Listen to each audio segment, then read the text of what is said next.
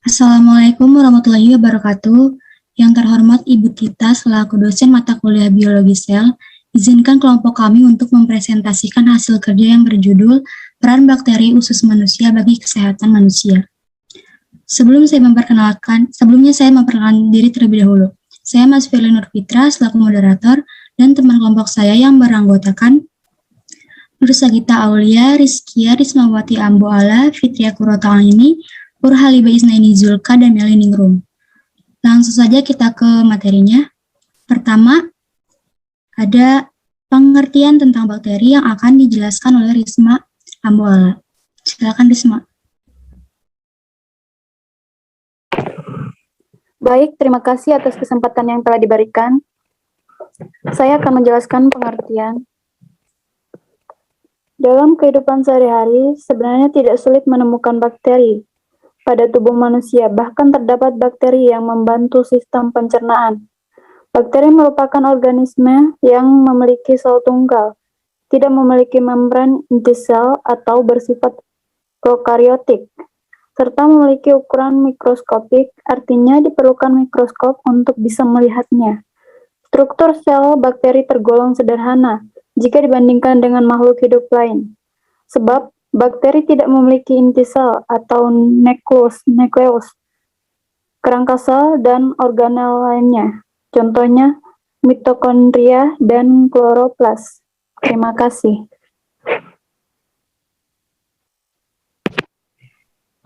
Terima kasih kepada Risma yang telah memaparkan tentang pengertian dari bakteri.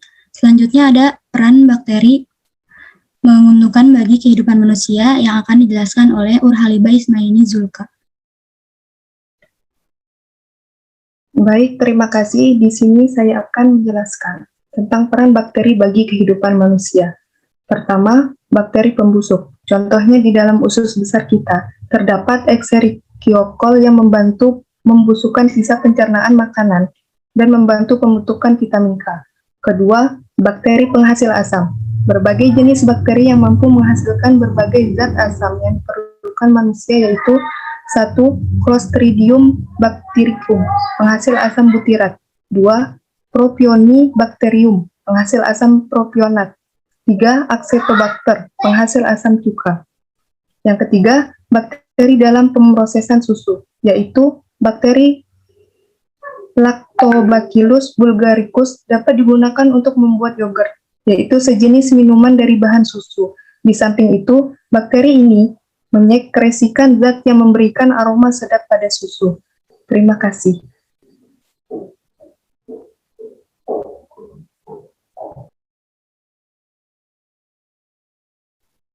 Selanjutnya ada fungsi bakteri bagi tubuh manusia yang akan dijelaskan oleh Rizkia.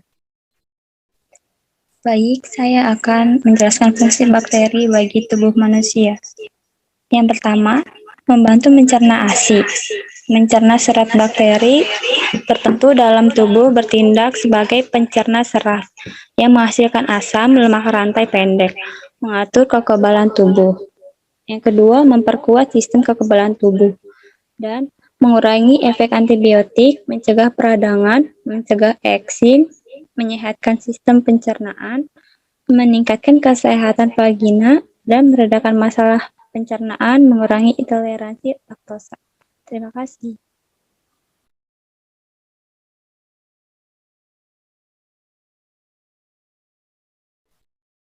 Selanjutnya ada jenis-jenis bakteri dalam usus yang dapat menguntungkan manusia yang akan dijelaskan oleh Fitri dan Nur Sagita. Baik, terima kasih. Saya akan menjelaskan jenis-jenis bakteri dalam usus yang dapat menguntungkan manusia. Yang pertama ada Lactobacillus acidophilus, yaitu dapat membantu pengobatan diare pada anak-anak maupun orang dewasa. Yang kedua itu ada Lactobacillus salivarius. Biasanya ditemukan dalam saluran pencernaan manusia dan produk-produk fermentasi. Lactobacillus salivarius juga menghambat pertumbuhan Helicobacter pylori, yaitu bakteri jahat yang menyebabkan tukak lambung. Yang ketiga itu ada Lactobacillus rhamnosus. Dia mempunyai sifat atau manfaat bagi kesehatan diantaranya mengatasi gejala gangguan pencernaan, menjaga kesehatan usus, dan mencegah infeksi pada gusi. Yang keempat itu ada Lactobacillus plantarum. Dia untuk membuat acar sayuran, sauerkraut, dan biang roti-roti. Selain itu, plantarum akan memperkuat pertahanan sistem imun dalam melawan bakteri penyebab penyakit. Dan yang kelima itu Streptococcus thermophilus. Bakteri ini diyakini bisa menjadi solusi bagi penderita intoleransi laktosa. Selain itu juga menghasilkan zat yang ampuh melawan patogen penyebab pneumonia dan tukak lambung. Yang keenam, Saccharomyces boulardii. Saccharomyces boulardii sebenarnya bukanlah bakteri, melainkan ragi yang memiliki sifat seperti probiotik. Biasanya digunakan untuk mengatasi dan mencegah diare. Yang ketujuh, Bifidobacteria infantis. Bakteri ini dapat berpotensi mengurangi gejala irritable bowel syndrome atau bisa disebut juga IBS, seperti sakit perut dan perut kembung. Yang kedelapan, Bifidobacteria bifidum. Bakteri ini membantu meredakan gejala IBS dan bahkan mencegah eksim pada bayi bila dikonsumsi bersama Lactobacillus acidophilus.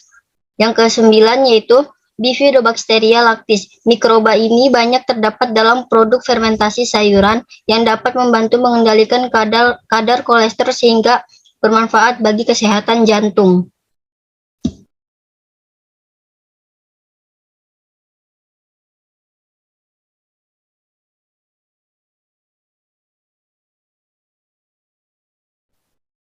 Baik, selanjutnya yaitu ada cara penyebaran bakteri yang akan dipaparkan oleh Melin Ningrum. Silakan Melin. Baik, saya akan menjelaskan cara penyebaran bakteri.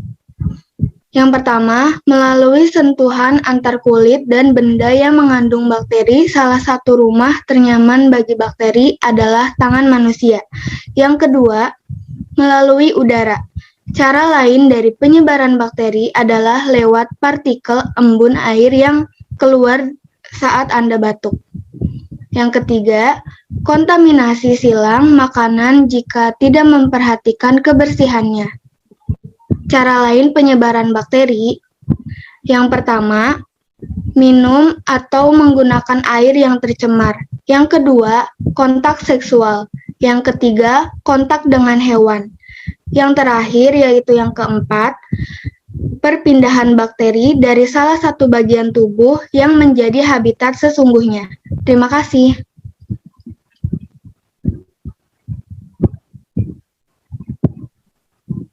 Terima kasih. Sekian dari presentasi kelompok kami. Maaf bila ada kekurangan atau salah-salah kata, karena kami pun masih tahap belajar. Kurang lebihnya mohon maaf. Wassalamualaikum warahmatullahi wabarakatuh.